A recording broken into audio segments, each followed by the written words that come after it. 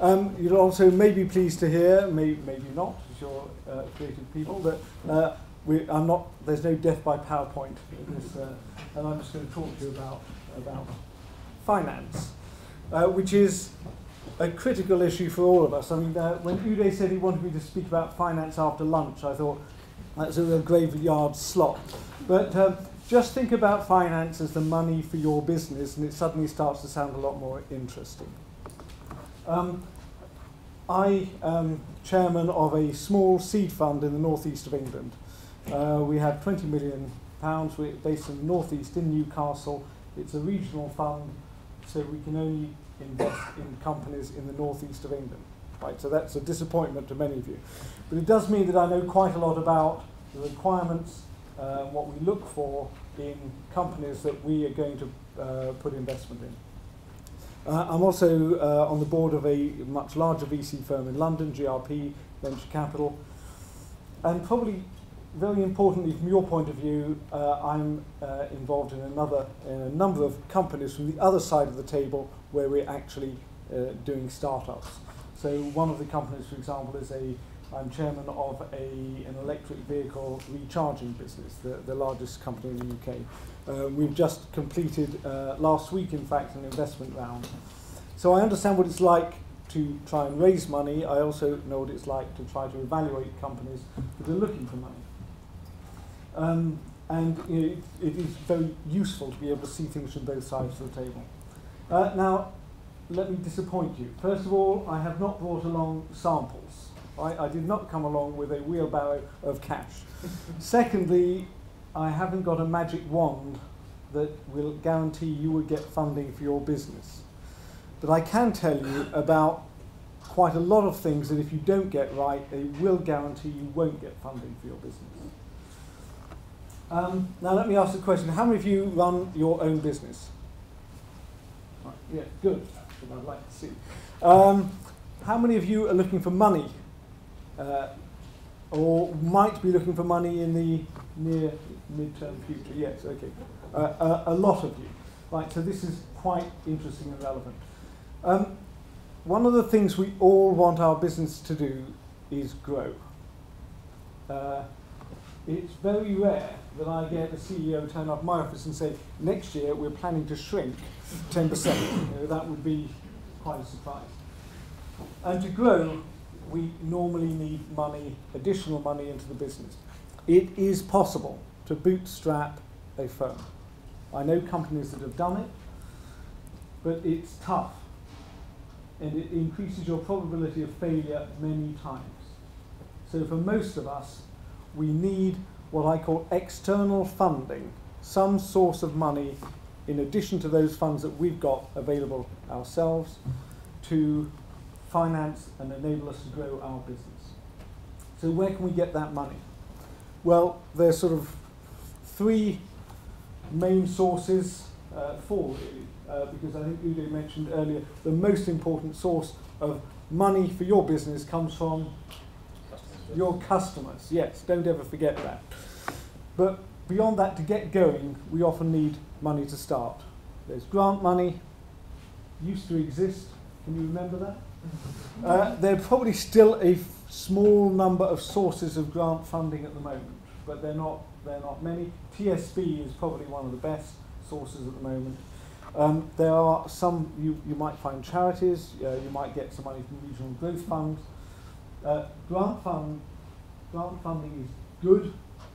I'd always encourage you to use it if you can get it, but watch out, it's never totally for free. It will take a lot of your time and effort to apply for the money and to monitor it and to report back on it. So it's never totally free. Get it when you can, but don't spend all your life chasing around after it. There's loan financing, right? It used to be the major source of funding for businesses for the last 150 years in this country. These days, the only way you get money out of a bank is if you go in with a gun and a face mask on.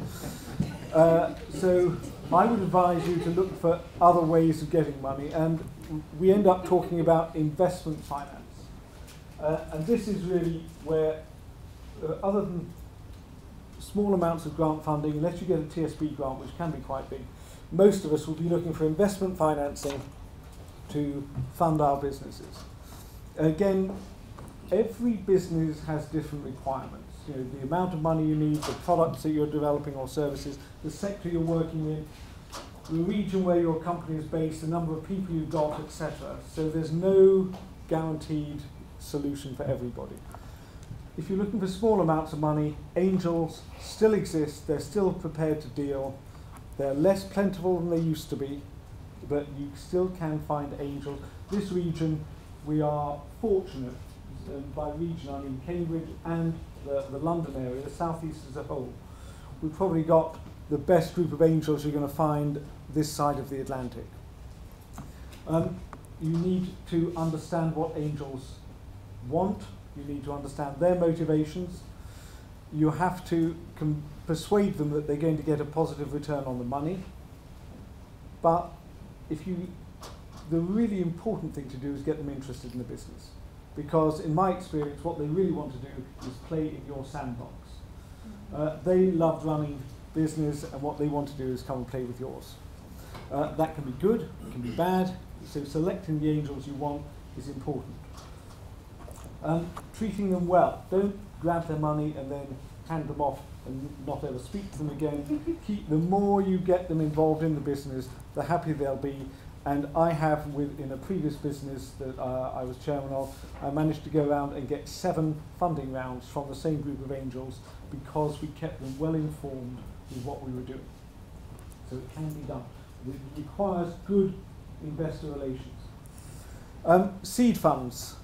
In the northeast of England, where my seed fund is based, there are 5 other seed funds. You know, there's more money in the northeast of England, the northwest, than there are deals. You know, we're in the silly situation up there of seed funds competing with each other for deals. Down here, it's a desert. You don't have it. Should I apportion blame? Maybe I won't apportion blame for why there's less seed funds down here than there should be. I've known people move their business from Cambridge to Newcastle to get funding. It can work, but you really have to be committed to do it. And you won't find these days that you can get away with re-registering the company in Newcastle and all living down here. Because our money comes from the European Investment Fund, and they have now, in their audits, now get us to provide evidence of where the directors of the firms live. And one of the funds in the northeast of England got found out on this, and they're having to repay several £million, which is going to have to come from the directors' pockets, which they're not very happy about. Let me move on to venture capital firms. Right, the people who we often think about when we're thinking about investment funding. It does still exist, but the venture capital industry in the UK is about half the size that it was 5 years ago. There is still money available, but it's tougher to get. I think a really important thing to remember with venture capital is it's the most expensive source of money you're ever going to get. If you ever thought that a 12% interest rate on a bank overdraft was high, you wait till you sit down and work out what it's cost you for that £1 million that you got in your business when you come to sell it. It will have been a great deal more than that. However, if you need £1 million, you need 2 million, you need 5 million, you have to go to a venture capital firm. So, what do you need to do to raise investment finance? Well, some of the things are pretty obvious. You need a great business concept. You need a great team. You need a convincing business plan.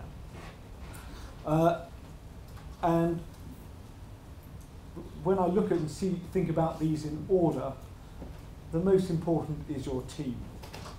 When we look at any investment deal, the first thing we're looking at is, who are these people?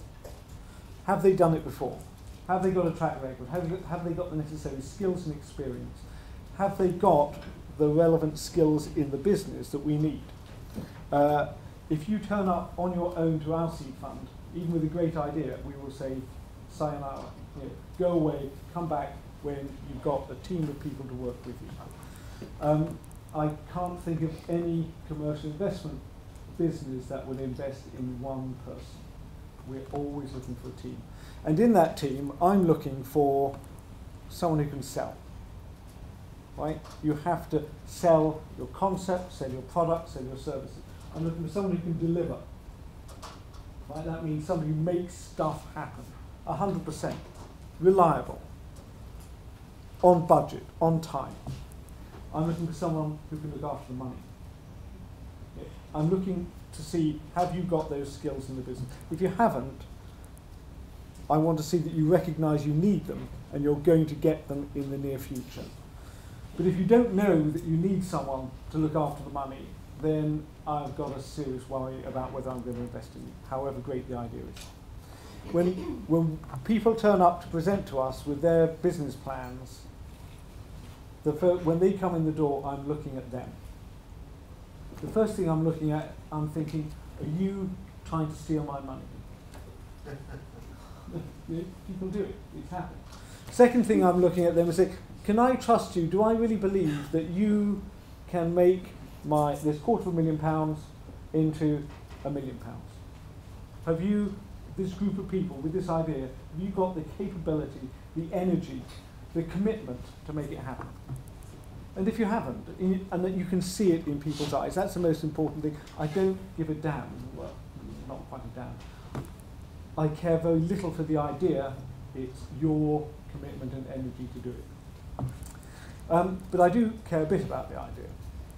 And I want to see I want to understand it, and I want to see how you plan to execute it in your business plan. Now, at Rivers Capital Partners, we get about 100 business plans a month through our door. We fund, on average, 4. Right? We are the good guys. Right? Our ratio is better than almost anybody else. Also, because our deals are quite small, we have to move fast on deals. Our average time between somebody first contact and investing in them is 8 weeks, which is kind of unheard of in the industry.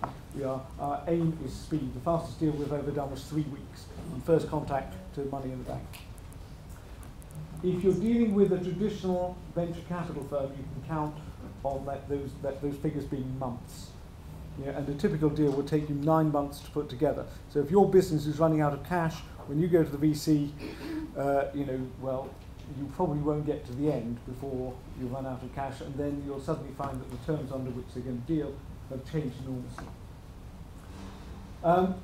So out of these 100 business plans, we're only funding 4.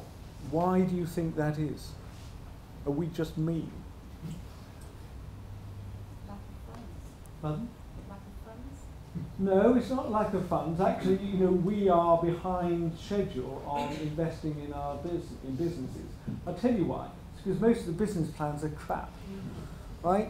And who's that down to? The entrepreneurs.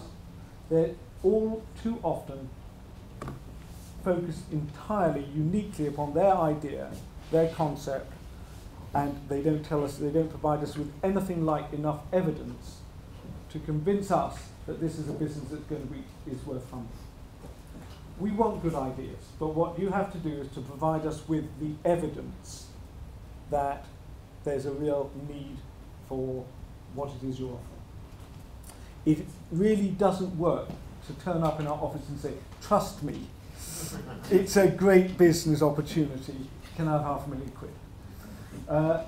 You have to show us what it is. So assertion doesn't work. Telling us it's great, people will love it, it's better than the competition, doesn't work. I need evidence. And this means you need to have talked to customers.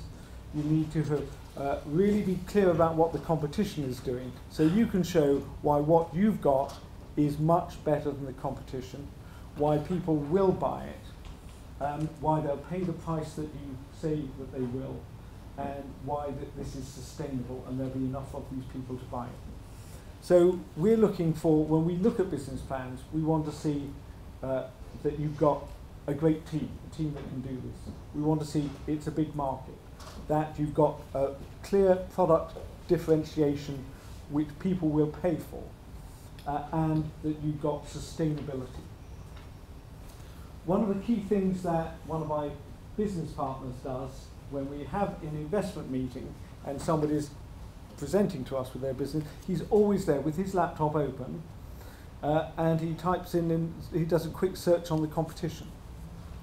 I would say 75% of the cases he will find 2, 3 or 4 competitive businesses that the people presenting don't tell us about. What does that look like to us? It either looks like you're hiding something or you haven't done your homework. I'm not sure which is worse. Your product in the marketplace is not in an absolute position. It's in a competitive position relative to what your competitors are doing. You need to be able to convince us why you're going to be better than the competitors on every element. Now, that all sounds quite tough sort of thing to do, but raising money is tough. It's always been tough. It's tougher today than it's been probably for any time in the last 10 years. This doesn't mean you can't get funding. We're funding businesses every month. I know businesses being funded in the Cambridge region every month. It does mean you're going to have a great business concept, a great team, and a great business plan. If you put all those things together, you can still get the money you need. Just a couple of closing points. Always work out clearly how much money you want. It may be that there are different options. You could grow this way, you could grow that way, but don't turn up making it seem as though you're just after as much money as you can get away with and you don't know what you're going to do with it. For funding, actually this is another important point. What do we want you to use our money for? We want you to use it for growth. If we see that you want to use our money to repay directors' loans, right, which is a common thing people try, we will not invest. And I don't know of any investor who will. If you're using it to fund working capital, we're not so keen. We want to see our money used for product development, service development, and market development. We want to see it used to grow the business. You should be quite clear about the type of deal structure that you want. Are we going to argue about valuation? Yeah, probably. But you don't come in without any idea of what deal you're looking for. If you're dealing with nice people like us, we'll probably try and help you to sort out what it is you're doing. If you're dealing with some of the roughy-tufty end of the market, the big boys, then nail you to the floor and bleed you dry. That's their job. Raising money is critical for your business. Approaching it in a professional way is important. Making sure you allocate enough time to it is important. And doing the job right. If you do it right, you'll raise the money, otherwise you'll waste a lot of your time. Thank you.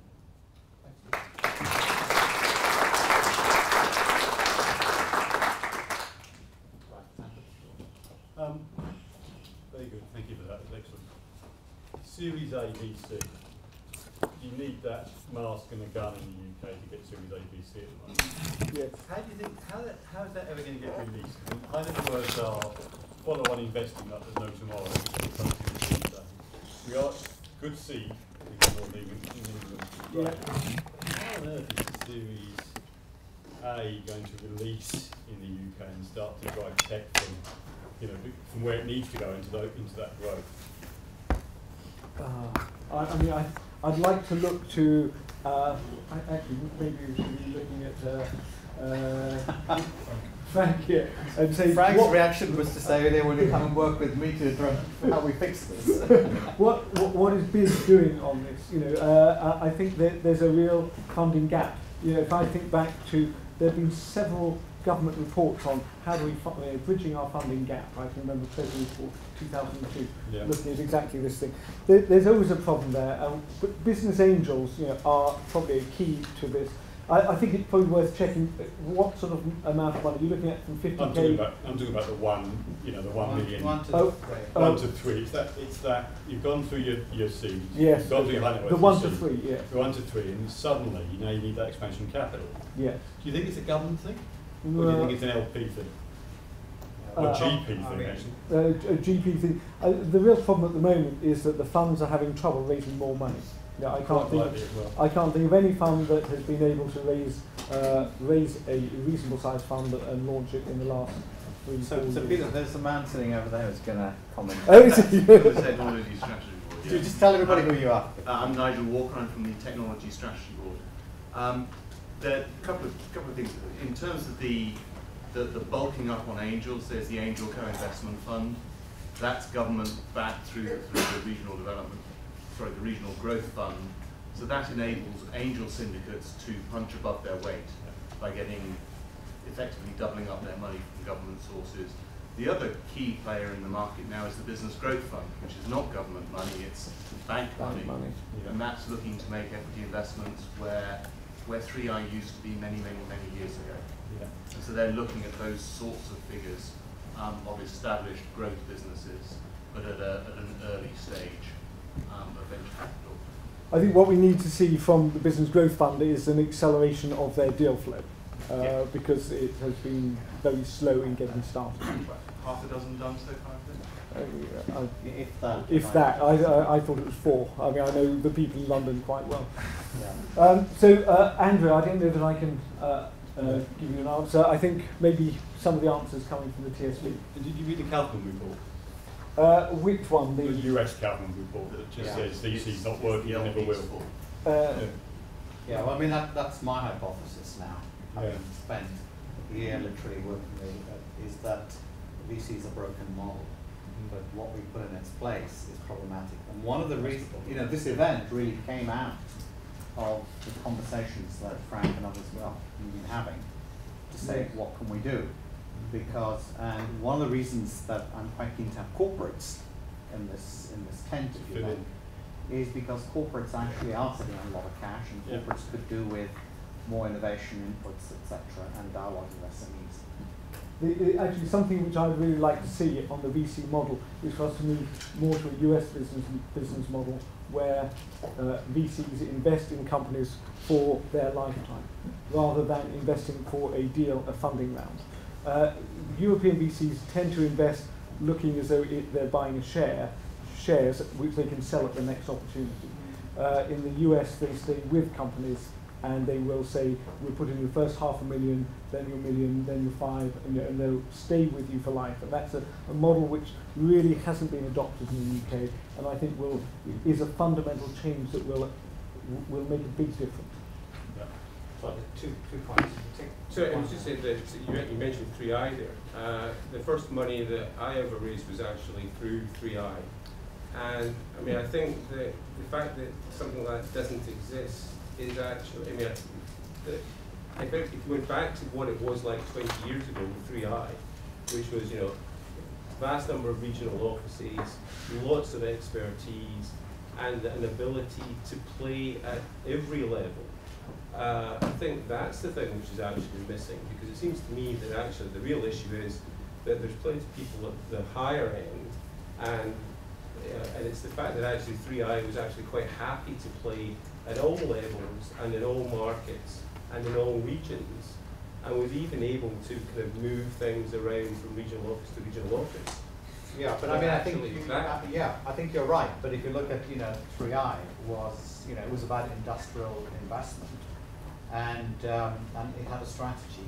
I think we are now in the throes of the ideological debate that's not quite got going about the level of national intervention that the government makes versus what the private sector does. Yeah, but 3i was a successful organisation. What its problem was that it decided that, or its shareholders decided to cash in its chips and go chasing after, Yeah, but ask yourself who the principal shareholder was. It was an fine. ideological political decision. Yeah, just as the privatisation of all the. But what I was saying is that surely there is still a way of bringing that together. There may be, but I think the ideological backdrop internationally makes it very, very hard. Very hard indeed in the current. If you look at. I would have thought, basically that the banks could be persuaded to do the same things they were did before, which is basically, We should have this debate offline because there is a. Sorry, there's one more here. I was just wondering, out of the people that you reject, what sort of feedback do you get? And do you see a lot of them come back to you at a later date with a sort of revised plan, or do you just sort of, do they never come back? Well, one of the things is VC firms tend to be reluctant to give commentary on why they rejected businesses because a couple have been sued for that. So we won't tell people what it is that they're doing wrong. One of the things that we know works well is the success rate. If you've had a professional advisor work with you on your developing your business plan, your success rate is probably 4 times what it is if you just try and do it on your own. And that's where the team element comes in as well.